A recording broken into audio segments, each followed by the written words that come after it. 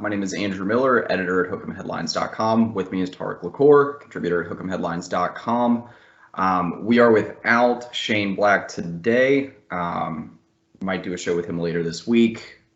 Maybe he'll end up joining for a post game or something later in the week. But yeah, we're here recapping the Kansas State win last weekend, massive win on the road, and then looking ahead to what TCU presents on Saturday night at DKR as Texas returns home for the first time in almost a month. But yeah, Tarik, big win last weekend. What are some of your thoughts coming out of it? Well, Sark finally got that monkey off of his back to go not only to beat a team on the road, which we hadn't done since TCU a year ago, ironically again on the back of Bijan Robinson, but also that's his first top 15 win since he's been the head coach at Texas. So that was a big thing to do, to go down there and make no mistake about it. That is a very good, very disciplined football team, and Texas proved throughout the game that they were the better team.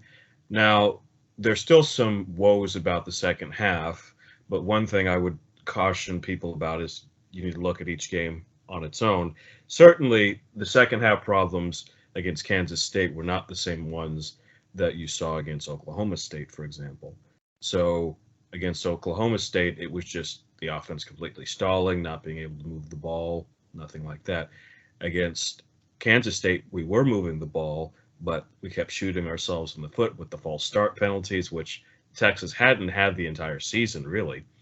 And then, of course, the Xavier Worthy fumble, I think, completely gave Kansas State new life, because I think Texas was on the knockout punch drive, where if they had scored there again, I don't think Kansas State would have possibly been able to come back, because as you saw, Kansas State does not have a come from behind offense. They have a keep everything in front of you, keep on schedule type of offense, and them getting behind so much just proved to be their undoing. Now, there is a lot to work on, but I think there's certainly what Texas should be happy about is, as you're in this month of November, you have the Big 12. You control your own destiny. I'm sure we'll get to this too, but now recruiting can go from top 5 to now you can actually challenge for the number 1 class. You're going to have a ton of people there, maybe even some people we're not even hearing about just yet. College game days coming back. You're favored by 7 against TCU. The things that will enable you to win that game are things that are very much in your control, such as running the ball, controlling the tempo of the game, having the dominant offensive and defensive line, having a great home atmosphere. So I think that November is setting up really well for Sark, and now he has to make sure his team stays focused and finish. Yeah, this recruiting weekend is going to be a big one, and yeah, we can talk a little bit about it. Just there was a lot of dominoes that fell on the recruiting trail in general today. So I think all the dominoes fell on the recruiting trail today. I've never seen anything like this. Yeah, well, pretty much everyone. I mean, because I would imagine Vasek's going to be on campus this weekend. So the 2 players. I think Vasek will be committed by this weekend. You do? Okay. If people were putting in, so this morning, I think maybe it was like 10 o'clock in the morning, something like that, Parker Thune of OU Insider just came out and said, yeah, he's going to go to Texas. So that probably means like, no, it's not, you're going to end up there. This is done. He's going to be there. So I think he'll be a commit, trying to get things going, so when Anthony Hill and others are there, he can be a heavy recruiter on that side. So I think he'll be a commit by then. That makes sense. Yeah, I guess we win from having maybe 2 guys on commit watch heading into the TCU game to about 3 or 4, because you also have Jelani McDonald that's going to be on campus this weekend, the former Oklahoma State commit. Yeah, Anthony Hill will be on campus. Don't forget Deuce Robinson will also be there. Yeah, that is a big one. I don't know if I really see him going to Texas, but the thing is, when these types of things start rolling, there's always that one guy where people go, how did that happen that they got that guy? Like last year with A&M, it was Evan Stewart, where he's out of no, like, remember he had been leaning to Texas for a long time. Then it was Alabama. Then it was Florida. But like nobody was talking about Evan Stewart going to A&M. And then he just ends up at A&M. You're right on that front, but there was a reason that happened. Denver Harris too. He would be another one. Yeah, Denver Harris though was a little bit more connected to A&M before his commitment than Evan Stewart was. But you make a good point on those. I'll counter that though by saying that Deuce, the schools that he's looking at are USC and Georgia as the main competition, where last year with Evan Stewart, Texas was the favorite, but Texas was collapsing at the time that he committed A&M, which is the reason he committed to A&M. Right. And USC and Georgia are not collapsing right now. No, although I would say, Deuce Robinson has been, like a lean to USC for a long time. But after watching that Tennessee game, if I'm a tight end, I don't see how you can go anywhere else but Georgia. I mean, the tight end kind of is their offense. Yeah, and it's hard to get away. There's just certain positions that I think Georgia, as long as Kirby Smart is there and they're producing on the field the way they are right now, that they're just going to become a recruiting pipeline for defensive line. Some spots along the O-line, tight end for sure. But yeah, and we'll see too. The Georgia visit weekend last weekend also had 4-star Louisville commit DeAndre Moore Jr., and he seemed to really like what he saw. Wide receiver recruiting will be another big thing. We're going to talk about that on the site. There's a million things to dive into for recruiting this weekend because I think there's going to be a few dozen visitors on campus at least this weekend. And man, yeah, there will be a lot of good news on the recruiting trail if Texas wins Saturday. So even before then, we're getting good news. So I guess kind of moving back to the Kansas State game here, like I've recapped a lot of it on the site already where it's like, and Texas fans watch the game. You got to love the result. For one, I like what you brought up about Quinn Ewers because I think that brings up an interesting conversation. I'm not going to dig too deep into it right now because, again, it's another thing we could talk about for a while. But I do like what Sark did with Ewers for a lot of that game and for a lot of the season too. Get his rhythm going, get some easy passes, get all these skill guys involved that are just so good in multiple facets. And then, see if you can build on his confidence from there or just free up the run game. But I do think there were opportunities in the second half to get guys like Whittington, Sanders, Keelan. I've been beating on that drum for a while. But yeah, those guys involved in the passing game where we were just handing it to Bijan up the middle when there were 8-9 guys in the box. And no matter how good Bijan is, that's not going to result in a successful play more often than not. And so I do wish that he would trust Ewers a little bit more in the second half. It feels very risk averse. He's becoming a Big 12 coach before our eyes. So that's my thoughts on it. But I do like, for the most part, the way he treated that game plan. I think there were problems in the second half with the play calling at times. But as I've settled in and rewatched the game, it's not as bad as I had first thought.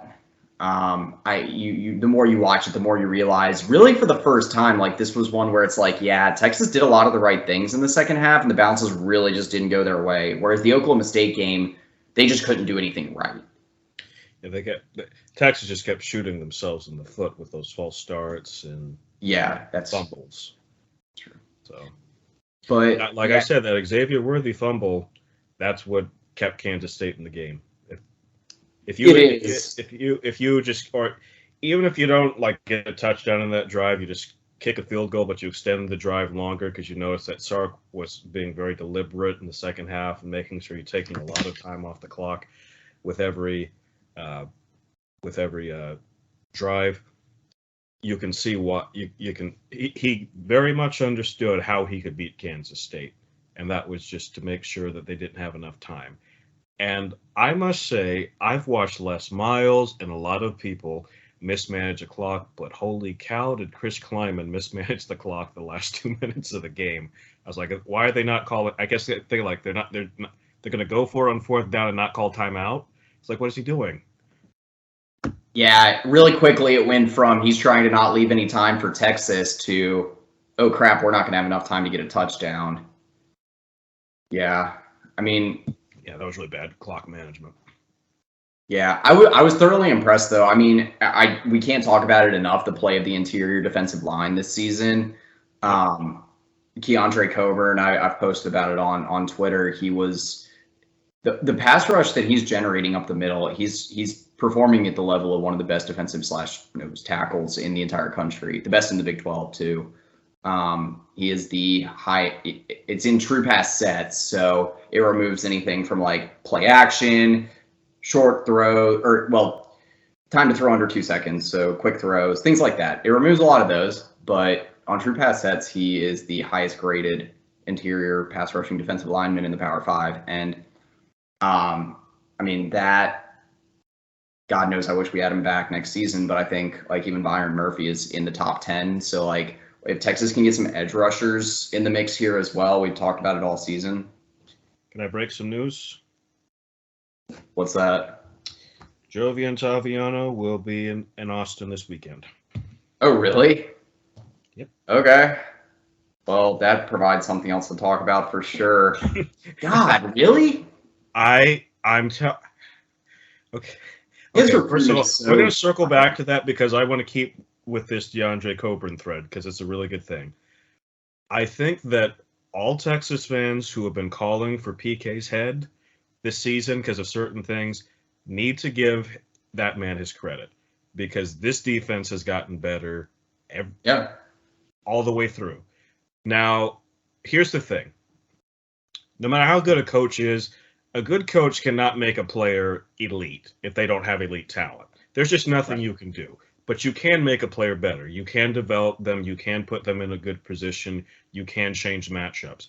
PK called a very aggressive defense against Kansas State. He was going after them. He kept Deuce Vaughn, could have shredded Texas's defense for 200 yards on the ground because he was really getting some spots, but we were tackling well. Jalen Ford has become a superstar. I mean, he really has. He's certainly going to be an all Big 12 defensive player. Maybe he could get onto an All-American team. I think that Michael Taft, even though he had some moments where you're like, but I think he's playing well. I think that Keaton Crawford, he looked a lot better this game. So that defense is developing, and I think this is why recruits are really looking at it and saying, yeah, if I go to Texas, I will get developed. Because think of it this way too, and you mentioned Keandre Coburn. I thought one of the more touching moments of the game was right after the game was over. Did you see that Keandre Coburn went and just gave Sark a huge hug and a big smile? Because that he knows how much Sark cares about him and how much they've really developed him as a player. Because last year people were just scratching their head like, oh, just get him off the field. But now you could see him in the high end of the NFL draft. And he's not the only one. I think Devondre Sweat and Moro Ojimo and others have made themselves a lot of money by sticking this out, and PK has come through there. So, but on the Taviano front, that's shocking for a lot of reasons. One, he is definitely the NATO Emulazulu of this class, meaning no one knows what he's going to do. But the fact that he's been trending to LSU for all this time, goes to LSU this weekend, several people put in crystal balls for him to end up there, and he doesn't commit and says, oh, I'm going to be in Austin this weekend. Yeah, that tells you all you need to know. It almost seems like there's something in him that says, like, he's a lot like Colton Vasek. Like, yeah, I really like LSU, but there's something about Texas I can't just tell them no for some reason, because he's had this whole time. And so that just makes Saturday that much bigger. I mean, this is a big opportunity for Sark.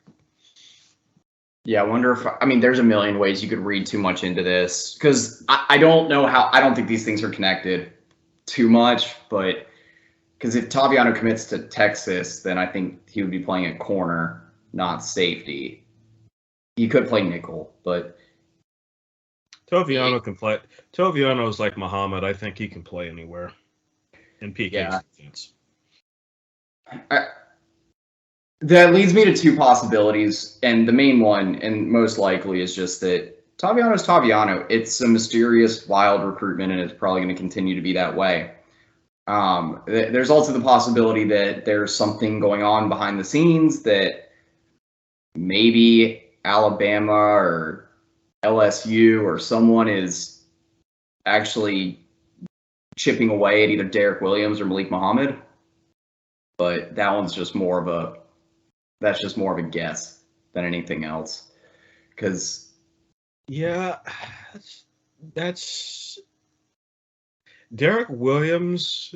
I'm not as worried about because he just keeps resisting going on visits. So I'm like, okay, if he didn't go to that Alabama game, I was like, I don't know if I just don't think he's going to go, and he's already has another plan to get back out to Texas. So I think he's solid.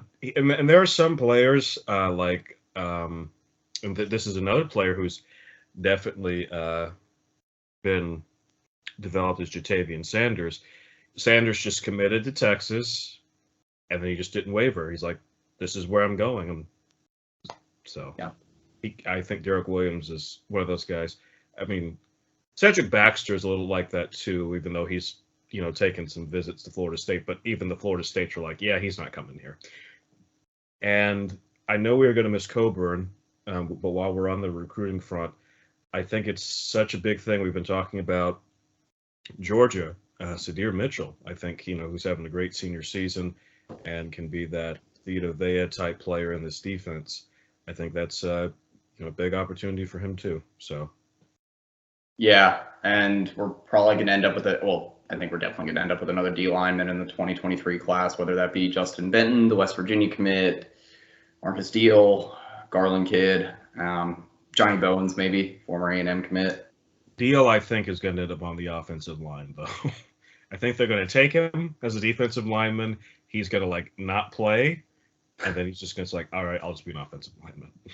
Well, yeah, because he has the tools of a top 20 prospect nationally if he was playing along the offensive line. Which is why Sark is so smart to just say, let's just get him here and figure it out later. Yeah, that's true. I mean, hopefully that's the case eventually, but at the same time, he's a pretty good defensive lineman too. Well, yeah, he can be a good defensive lineman or he can be an elite offensive lineman. Yeah. And there is a big difference in pay money in the NFL to how that will work out. No arguments from me on that. Okay, so Taviano gets you sidetracked. I'm sorry, he just tweeted it, so I was like, oh, wow. He does a good job of breaking his own news a lot of the time. But yes, he does. Plays everything close to the vest. Okay, so let's stick to the recruiting topic, and then we'll transition to TCU after that. The last thing I wanted to cover on the recruiting front, because this next month or so is obviously going to be really important leading up to signing day.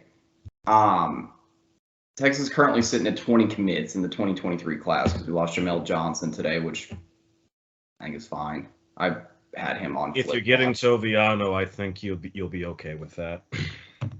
Yeah, well, even and if he wasn't, and he's been playing defensive end for his, so that's why he's such a weird eval. He's such a weird eval. He really is. And Arlington Seguin's a good team. I don't need to dig into that though. Before I get into this too, I don't know if you saw it. So I went out to the DeSoto game last week. They were playing Mansfield, and Jonte had another really big game. Turned out to be 2 touchdowns, over 150 receiving yards. There was one play where the DeSoto PA announcer got the call wrong. I couldn't tell whose number it was because it was on the far side of the field. I got it on film, but it was really hard to tell. It was about 70, 80 yards away from me, essentially. I posted who the PA announcer said. There's a guy named Cedric Harden, who's a Central Arkansas commit. But it turned out it was Jonte. I don't really interact with Jonte a whole lot on social media, and so, or there's not a whole lot of interaction between us and on his account. But in the middle of the game, I get a NGL, that was me, him quote tweeting that. Then I look closer and I can see that he had the Texas sleeve on. You can see that from a mile away. It's like, oh crap, yeah. So, but he was solid. Okay, 20 guys in the 23 class. I'm thinking 24 to 25 is the magic number, but I think 23 is also a possibility, and they'll just fill up the rest from the portal. What? Yeah, I agree with that. I think what Sark is going to do is he's only at this point going to take recruits that he sees being on the 2 deep next year. Okay. So, I don't think you'll be taking a bunch of like developmental guys. That's where my question was going to go, because in total, it depends on how many guys we lose to the portal, but I just don't think the roster attrition is going to be super heavy next offseason compared to what we've seen the last 2 years. So, well, let's see. Well, going to the NFL, you're going to have obviously Bijan and Roshan, Jordan Whittington. Maybe Jaleel. No, I think Billingsley will come back. He hasn't played enough. Let's see. No one from the Christian Jones from the offensive line. Yeah, defensive, almost the entire defensive line you could see going. Definitely Sweat and Coburn, maybe Ojimo. DeMarvin Overshown will go. Jameson will go. Cook. Huh? Anthony Cook. Oh, Anthony. Yeah, he could. He could stay one more year though. Yeah, I don't. I'd lean toward probably go if he gets a draftable. He's already played like every position. And then of course while we're happy that Anthony Hill may be committed to Texas, Ford's having the kind of year that might make him think about it. So that's a huge number from defense. So that you'll see a lot of portal from there. Because Texas really needs help on the edge. And so they'll definitely... Agofu, I think, is going to be gone. Agofu, yes, he'll be gone too. They really need help on the edge. And I think you'll see some looks at linebacker and DB too. But of course, I will say this, I think one part of this will be not just development, but I think Anthony Hill sees that he will likely be the starter next year at one of those spots, whether it's Ford's spot or Overshown's spot. So that's always a big sell. That was the same sell that we did with the offensive line this year. If Texas gets, okay, I'll say this: if Texas gets Toviano, Hicks, and Hill, 2 of those 3 are going to be starters, and the 3rd guy is going to play a lot. So there's that.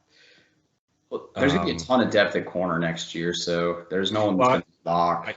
I think so. I think you're going to see some guys move around. Like I think Terrence Brooks, will end up moving to safety, because he has the great coverage skills to be a corner, which will help at safety. But he's definitely got that safety build. I could see him moving back there or moving to more of the nickel. I think Gilbo and Barron will kind of figure that out there. And they can play anywhere. And Muhammad and Toviano, if let's say both of them are in Texas, Muhammad's going to get on the field somewhere. That you're not moving past that guy. He's got some of the best hips I've ever seen. Derek Williams on the field right away. He's my favorite. Okay. Oh yeah, Derek Williams will definitely be in there somewhere. So it's going to be a really young defense, but luckily it'll be a very talented one and a very, very veteran offense. So that'll be good. Well, you should have Barron back and then Jaron Thompson and Ryan Watts. That's a good start for the secondary. So, I mean, anyway. Okay. Yeah, I guess I'll leave it at this. ideally, let's say Texas got 30 scholarship spots available, so that leaves 10 spots remaining. You've kind of talked about it, so I kind of have an idea of where you might go on this, but in terms, like, what would you say is a good number between portal and, like, high school recruits for those 10 remaining spots? How would you divvy those up? Let's see. Okay, now, first of all, the answer to that question is going to be who's in the portal and who am I turning away from high school. That's a big one. I think you're going to get Vasek on the edge, so you'll have him and Berg. So if it comes down to someone like an Akana, who Texas is also in on, versus like an edge from the portal that's pretty good, take the guy from the portal. I mean, the problem is you don't really know who's in the portal, and then who are you switching out for? For example, since we're talking about A&M, been lots of rumors that, for example, Evan Stewart might hit the portal. Okay, let's say that happens. So you have Jacoby Lane, whom also you're recruiting, who's a USC commit. He's coming in for an official visit. Is it Stewart or Lane? It's Stewart. Yeah. So yeah, I would say I'll say 6 portal, 4 from the high school ranks. Now there are certain recruits though they'll have a spot no matter what. If Hill wants in, he's got a spot. Toviano wants in, he's got a spot. Hicks wants in, he's got a spot. So there are certain guys like you're not telling them no. But yeah, I think you'll definitely need some guys in the portal. Like, for example, think of a guy like Brini and also Drew Sanders. Those guys would have been very helpful to this defense. So yeah, let's not miss on that again. I mean, I think because for me it goes by position needs, and I'm judging off what Sark's done in the last 2 off seasons, just the way he builds his rosters, what he focuses on. I think we're going to take at least 1 or 2 wideouts, just depending on Isaiah Nayor's health. The thing about the wideout is, I think Jonte Cook, I think he's an early enrollee, I would certainly think he would be ready to play. So, I mean, so you would start him in the slot over in Jaywitt's, essentially where Jaywood was supposed to play? What I hope that Sark does that we haven't seen a lot of this year is more of what he did at Alabama, where he uses the receivers kind of and mixes them, matches them more. So there's not like a designated slot. So yeah, I could see him playing the slot. Also, Jaden Greathouse is going to be on campus. So if you get him, I would not be surprised if he was playing a lot of slot minutes because he's kind of a perfect slot. Yeah. This offense. He's got more. He's kind of like a Bolden, the Slade Bolden from Alabama, but he's got more speed and better hands, and also he's a decent blocker and a better blocker. So I think he'd be a great fit because he's like the hybrid tight end kind of guy. Yeah. There's parts where I'd rather take Greathouse than Moore. I would too, but I wouldn't. The thing about Cook, putting him in the slot, is I don't know how much of a blocker he's going to be. So that would be the problem for me. Yeah, that's fair. Okay. Yeah, I was thinking 3 or 4 high school, but it like you said, there's a lot of moving pieces on that. Okay. I mean, I just think the biggest thing is going to be who's in the portal. For sure. And don't forget that due to development, I could see PK and others and Choate and other guys looking and saying, look, we don't need to take a portal guy who's about as good as maybe a guy that we've had sitting on the bench this whole year, but now they bolt up and we think that they can play now. If they've run their shot. I think like Burke is going to get a lot of snaps next year. I think Jamon Tapp is going to get a lot of snaps. People have forgotten about him. And so. It's true. I Dre mean, yeah, Bledsoe's another one to keep an eye on too. That's on campus already. yeah. The last thing I'll say on the portal is that, and I'll talk about this more as we approach the offseason because we'll have a ton of portal talk next month. The thing that I would like to see, because I think they did a better job of scouting the portal last offseason than in 2021, but there were still too many misses where Texas was getting in too late on these early entrants to the portal. A lot of people have talked about it, but like the Drew Sanders, they weren't really in on late, just didn't get him. But like Jared Verse, great.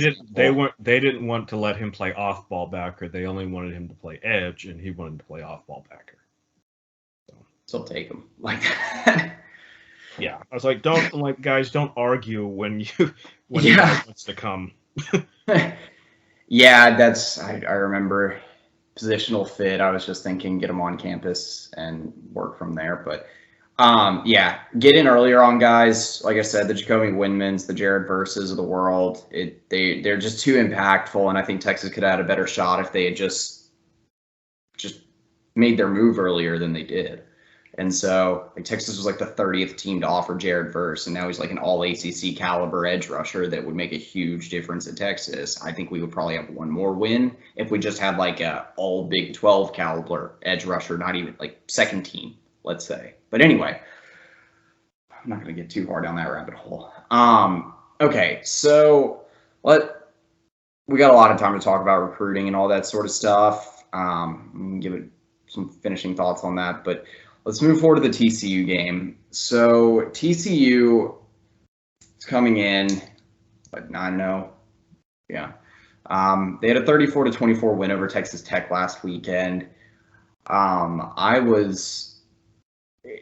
I came out of that game feeling the same way that I pretty much always do about TCU, where it's like they're a good team, but I'm really surprised that no one has managed to find a way to beat them yet.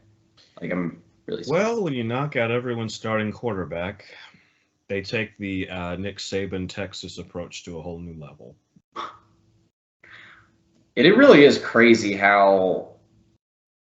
And against Kansas State, who was blowing them out, remember they were up 28-10. They knocked out two starting quarterbacks. So I'm sure that Kyle Flood is saying, do not let them touch Quinn Ewers. Yeah. Well, God knows, like, I'll get into this, but I do really like the O-line matchup with TCU. They're not very good up front, but their defense is horrible. They got some decent guys. Well, D. Winters is good at linebacker, and then they had some out for the first half. Targeting. I did miss that. Okay, well that's going to help. God knows if he's out for the first half, Bijan could have 5,000 rushing yards. That would kind of be like, considering that Sark likes to call everything in the first half anyway. I'm like, you know what? Here's an idea: score 49 points in the first half, and then it's just unlikely, given time constraints, they're going to be able to keep up with that. But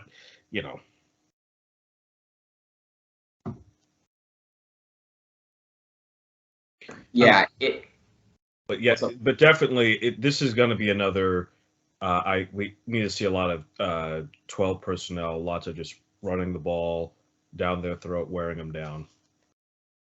This is another situation where, like, I've already looked at some of the early previews for the games, and some people are still questioning, like, oh, can TCU stop Bijan? And my answer to that is a big fat no. TCU isn't super physical. They've got a little bit of speed on defense, but like Texas should be able to have their way running the ball. This is exactly why I really don't like those Graham Harrell, Cliff Kingsbury, Sonny Dykes type offenses, because the way you run offense is going to rub off on your defense too. Sark has a really physical offense, and that's why his defense is physical too. If you have a kind of speed, flashy offense where you don't really hit anyone really that hard, yeah, that's what your defense is practicing against all the time. So they just think that's what they're supposed to do too. Now now they're really TCU. They're really just like an old school Big 12 team. That's what they remind me of. But I think against a really physical Texas team, and especially a Texas team that's going to have not only a chip on their shoulder, but Gary Patterson on their shoulder, who's going to want revenge after being dismissed the way that he was. I mean, given that Gary Patterson literally has a statue on that campus, I still can't believe they didn't let him finish the season out.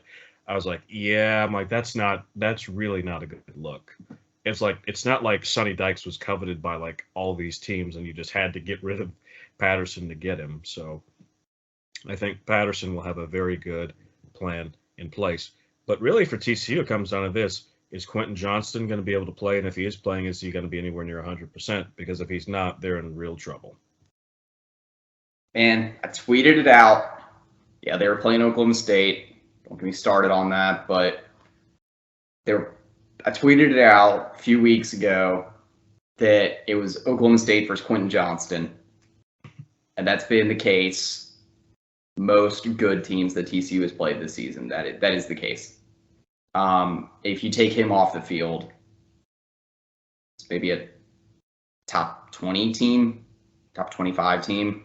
Kendra Miller is very good. Max Duggan's pretty good. But yeah, anyway, the offense scares me a little bit, like enough to the point where it's like it makes you uncomfortable. Like Kendra Miller's a good running back.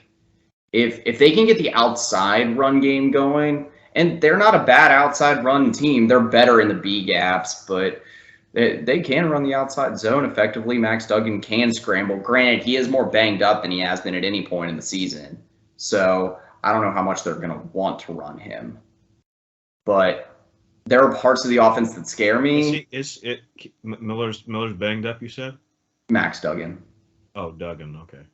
He's been dealing with a calf issue for the last few weeks that's been steadily getting worse. And well, that's because Duggan is Sam Ellinger with a better arm, I think. He likes to think he's a fullback and likes to run into people. And eventually that's going to catch up with you. A quarterback can't do that long and expect to remain healthy. That's true.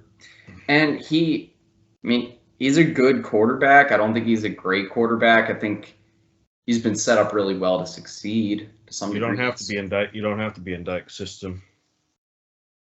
Yeah, it's true. And I think the most important thing about this game for the Texas defense is it's really just going to be, can you still avoid coverage busts? Like, TCU wins off big plays.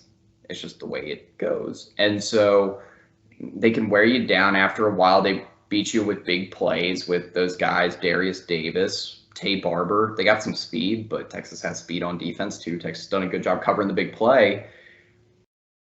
They beat you with big plays, Quentin Johnston and Kendra Miller. There's 3 ways that they do it.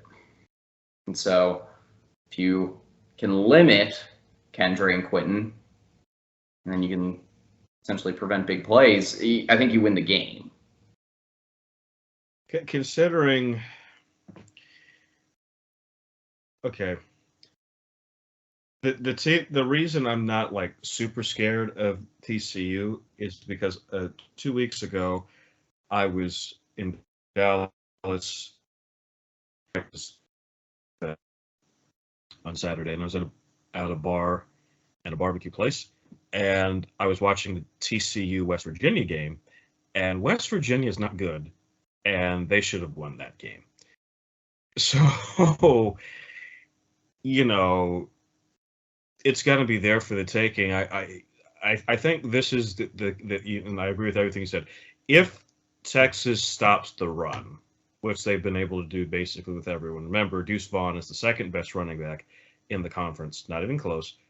He had 74 yards. There hasn't been an 100-yard rusher against Texas this season. So if they can keep doing that, I like their chances pretty well.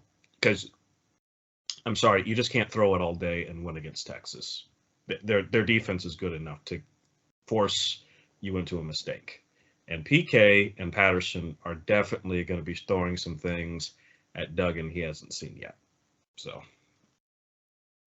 yeah, it does scare me a little bit that, I mean, Duggan, he can throw on the run okay.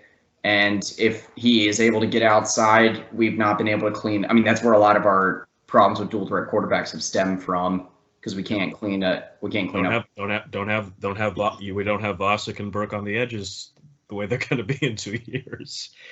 You know what? I'm going to roll that back a little bit. I really like one of the I was beating on this drum at the beginning of the season that I would like to see Overshone off the edge and then on a little bit more delayed blitzes, because he's so fast that he can clean up or at least help get more hats to the football, contain well, and do a lot of jobs that like an edge rusher is supposed to do. And TCU likes to run a lot of like 11 person. They do like to get the tight ends involved in blocking in different ways. And so I think there's some situations where like Overshone can have an advantageous matchup as an edge rusher. So I think maybe watch out for that. That's a little bit of a rabbit hole though. But so maybe that's not as big of a concern as I initially think with the edge rusher lack of being able to contain for the quarterback scramble. Because actually, Sorrell's been doing a pretty good job setting the edge in run defense. Yep. So he's not a bad pass rusher either. He's just not a great one. But too small. If we had an edge like Sorrell, like the way he's playing now, last year, Texas wins 2 or 3 more games, and they probably beat Oklahoma, for example, because they just couldn't stop counter. Right. But yeah, I agree. I definitely think Overshone's going to need to make an impact this game. We know Ford's going to do his thing, but the last few games, Overshone hasn't made his presence felt. But definitely, he'll be needed to spy Duggan on a few times this game. I mean, Duggan is not as much of a runner as Spencer Sanders is, which is a good thing. But certainly because he's a better thrower, and I can see Duggan really going for it on third down, taking off. It's going to be really important to make sure he's making his presence felt. So, but overall, I do think, especially if Johnston's not ready to go, that Texas should win this game and have a lot of momentum heading the rest of the way. Yeah. And yeah, I mean, we have the personnel to limit most of TCU's weapons in the pass game, just obviously not. And if Johnston is ready to go, I still have a lot of confidence in Ryan Watts, because Ryan Watts has been outstanding this year. Yeah, he's had a massive impact. I mean, the ability to basically just completely turn over and go from playing zone defense. I talked about this on a piece last week. Go from playing zone defense on like 80% of play or pass plays to essentially the opposite of playing like man defense on 80% of pass plays. Granted, they played more zone defense last weekend, but yeah. I'm sure PK will just said, he said, "Do you see number 1?" He's like, "Yeah." He's like, "That's you all day. Just that's all I want you to do." Well, and like they're I don't know. I'm getting ahead of myself. There's going to be situations though where they're going to have to give him some help still, because like it's better to have a 10-yard gain for Kendra Miller than a 40-yard gain for Quentin Johnston. Right. I mean, they'll treat. I think what Texas will end up doing, at least in certain parts of the game, will be what Oklahoma State did to Xavier Worthy, which is having a safety over the top to stop him, and then if Duggan can't find his other reads, then hopefully that they can force Duggan into a mistake by hoping that Quentin Johnston will bail them out, but maybe either Jaron Thompson or Anthony Cook is there to make a big play, or Keaton Crawford. Because if you're going to have to spy and help over the top, Keaton Crawford can run with anybody. He's a very fast guy. So I think we'll see a lot of quarters coverage this game. Has TCU played Iowa State yet? I don't believe so. Let me check. I think they played. I don't want to say them. They play the week after. Let's check. That's their finale. Okay. I was gonna say Is it at Iowa State? No, it's in Fort Worth. Okay. No, because I was going to say, like, so actually, I don't doubt that. Yeah, I don't doubt that, at least from the interior, that, yeah, these are probably the three best interior defensive lines that the TCU has to finish the season, and that's why I'm not quite sure. There's not a great case study on, like, okay, how does TCU do against, like, a really standout interior defensive line? Because that's the way the TCU likes to get a lot of their big plays. That's the way that they like to get a rhythm going, keep the offense balanced, is they like to run some of those inside zones or really just hit the B gap. That's where Kendre Miller has been at his best, at his most efficient, but that's also a spot where, like, Texas has a lot of speed on that interior defensive line for a group that goes about 4 or 5 deep. And so Kendre Miller could be in for he will be in for, I think, a much more challenging game than he's used to. He's averaging around 11 yards per carry on the B gap in the last, actually, it might be on the season. I think God knows he's averaging 10.8 a carry on the B gap. I think Byron Murphy and Keandre Coburn will have a word to say about that. Yeah. I mean, man, that's nuts. I guess that's only like 26 carries. Golly. Okay. So but I will say this about, and I'll give Sonny Dykes some credit on this. This is the first time I really remember Sonny Dykes' team being able to run this well. Usually it's just pure air raid, but this is a more balanced attack that he has. Yeah, if you remember, though, last season, I don't think this is going to end up having an impact. If you remember last season, maybe the best running day ever for Sonny Dykes' team was against TCU and Gary Patterson in one of Gary Patterson's last games. SMU went for, I think it was over 300 yards rushing in that game. And they didn't do much for the rest of the season. At least compared to that. Yeah. Anyway. Okay. So, yeah. Oh my sweet Jesus. Yeah, they went for 350. Okay. Anything else you want to say about the TCU game coming up? Well, I think if Texas wins that game, Sark has his signature win finally, 2 years in. I think that will definitely skyrocket recruiting. But then I will say this: if he wins that game, I think in some people's mind he'll just have to win the Big 12 at that point, because they're like, okay, you beat TCU, you should beat Kansas, you should beat Baylor, and then also this is something that people are kind of forgetting. Quinn Ewers still hasn't fully hit his stride, so he's started to get better again. I'm close. So you should be the team nobody wants to play at the end of November, beginning of December, and so Sark has a chance here to put up another banner in DKR and to head into the SEC with a lot of momentum.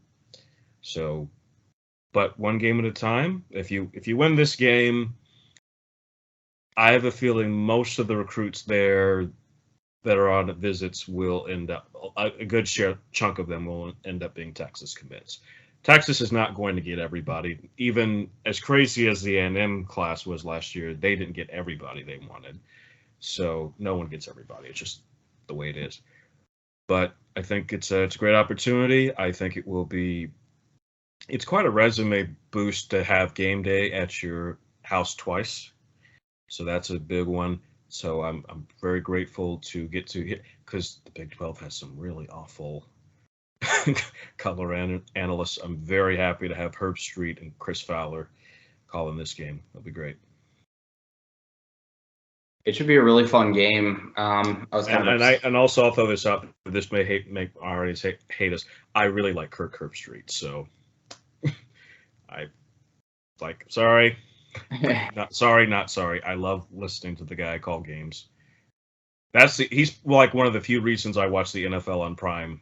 because he calls those games. I think he's really good at it. And I also love Chris Fowler. So Yeah, I mean, now, none of them is Brent Musburger, but who is? I miss Musburger. He's so good. Yeah, I think most people remember him for something a little bit different. Oh my gosh. So, moving on. Yeah. Okay. So, yeah. Guess we have to do predictions. Yeah. I don't. To be honest, I don't 100% know what I'm gonna say yet. I'll lead in with this. There were a few weeks, not even a few weeks ago, a couple of months ago, I was considering going to this game. It was going to be my one game to go to for Texas for the season. Good luck affording it now. Yep. I had tickets that I got, it was like section 26, like 40 rows up. Not bad seats. It was about $45 a pop. And those same seats now are upward of $500. Man, more expensive than the Alabama game. Anyway. Right. Well, part of it is because people did not want to, because this is going to be a game in football weather where people are going to, and it's also a night game. It doesn't really matter. I mean, as raucous as it was so hot during that Alabama game. Oh man, I thought I was going to melt. And one guy, a guy a few rows ahead of me, did melt. So they had to roll him out on a stretcher. Jesus. Crazy. Yeah, okay. So yeah, lead in with that. I think I have a good idea what my prediction will be. This is a reason why I feel like I've given a lot of reasons why I could feel good about this, but the coaches that have really given Sark trouble this season, like if you look back on it, it's the good coaches in the Big 12. Like I'm a little worried about Baylor because of Dave Aranda. He's pulling some crazy stuff out the Baylor is really improving. If Blake Shapen's healthy, they're at least a pretty formidable team. I know that OU's not a great team by any means, but Baylor has been very good lately compared to what I thought they were after about the first 4 games. Point being, Mike Gundy's a good coach. He gave Sark all types of issues because he coached up a really good game. Matt Campbell was able to cook up a really good game plan and just play Iowa State style, slog them down, turn it really dirty and grimy football. And so I don't think that Sonny Dykes is at the point, I don't think he's a better head coach than Gary Patterson. I get that Gary Patterson's time at TCU was starting to get a little sour in Fort Worth, but it doesn't scare me a whole lot. I've thought for a while that the Gary Patterson effect I think it'll be impactful. I don't know how big it's going to be when it comes down to it, because I think there's other factors where Texas can still win this game without having to rely on some crazy stunts from GP. So with all that said, but it'll help. No, for sure. I like that. There's a score that is stuck in my mind from time to time for the last couple days, ever since I saw the opening line at Texas by 7, which kind of surprised me, kind of didn't when I saw it Saturday night. I'm going Texas 38-28. So that's what I like. What about you? Texas 41, TCU 31. Both got 10-point games. Yeah, yeah. I think that this defense will slow Duggan and company down enough, and I also feel that between Bijan Robinson and Quinn Ewers, I think there's going to be a lot of scoring. And finally, I don't know how they'll do it, but Xavier Worthy and Quinn Ewers will hit that deep ball. just hit it one time for old time's sake. I'll talk about this on the site, but TCU's been prone to giving up big plays. It's always been a thing that I look at every single game. But yeah, they rank in the bottom 40 in the FBS in opponent long plays that were 40 yards, 50 yards, and 60 yards. So and this is something I saw too. Jeff Howe was talking about this. Texas is number 2 in the Big 12 in red zone defense, so that bodes well. Your defensive line, man. That's coming to the forefront. And Ryan Watts has been helping in the and or in the secondary. And anyway, a lot of factors. Ford's been cleaning up a lot of plays, and he's not getting pushed around. For people who haven't watched Anthony Hill, think of Jalen Ford with like twice the athleticism. That's Anthony Hill. Yeah, and Anthony Hill could be a 5-star running back. He's that athletic. For sure. When he finds the ball a lot better than Jalen Ford did coming out of high school. And he certainly hits harder coming out. Ooh. Oh, yeah. That is true. So, okay. The reason why that surprised me is you have, for the entire season, been the most optimistic for score predictions of all of us. And I've always been the most conservative. This has been the first time, not even close, that our scoring margin has been the same. But I mean, TCU will show up and they'll make some plays. Now, the thing is, I don't know that TCU's played like in a really raucous environment. So they've Texas had They've had a pretty friendly schedule to this point. Right. I would say they Texas at night, that could be something, although TCU is a pretty veteran team. And I will say, because TCU's defense is not as good as Kansas State's, and they're not going to force the kind of turnovers, I don't think. If they let Texas get off like to the start that Texas did against Kansas State, this game could slip away from them pretty quick. Although they're a really good second half team, most of their coming back from behind haven't been like huge things. And like with Oklahoma State, if Sanders hadn't gotten hurt, they would have lost that game. So, yeah, I mean, I don't want to rehash because Oklahoma State has turned into a dumpster fire of all dumpster fires. But yeah, anyway, okay. Well, any finishing thoughts here? I think. Well,